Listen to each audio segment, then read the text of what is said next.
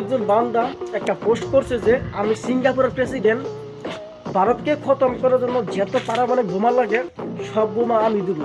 এক জানি কোন না জানি বান্দর, এই বান্দরে কমেন্ট করছে, মানে কমেন্ট মানে কি, মানে পোস্ট করছে কিন্তু একটা ভিডিও। তো পোস্টের মধ্যে লেখা ছিল যে আমি সিঙ্গাপুরের প্রেসিডেন্ট, যতগুলা মানে অস্ত্র লাগে সব অস্ত্র আমি দেবো তো ভারতকে খতম করার জন্য। হাই হাই, তোরা কি পারবি ভারতকে খতম করার জন্য? তোরা কি পারবি? তোরা জানোস কি ভারত কতটা শক্তিশালী? তোরা জানোস কি? আইস খালি যে নুবরা মানে পোস্ট করতে, সেই নুবরা তো জানে না যে ভারত কতটা শক্তিশালী, ভারত কতটা বড়। হ্যাঁ, শালা জানেই না।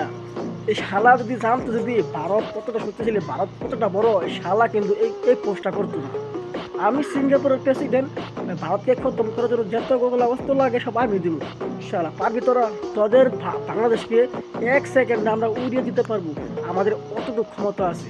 তুই শালা এগুলা পোস্ট করলে এই নুবের বাচ্চারা বলতাছি তোরা অল্প পড়াশোনা কর, তোরা যে অল্প পড়াশোনা কর, দেখবি ভারতের বিষয়ে অল্প মানে জ্ঞান অর্জন কর, তা বুঝতে পারবি ভারত কি জিনিস। ভারত তো লাগতে আসো না। শুনো কি বলছি। পাকিস্তান 90,000 সৈন্য নিয়ে পারে নাই, আর তুমি এখানে এসে যদি আরেকবার ট্রাই করো তাইলে এখানে জাহান্নাম হয়ে যাবে। সম্ভব না। এই এই জাতি অন্যরকম, এরা সাবজুগেটেড হইতে চায় না, পোংটা জাতি।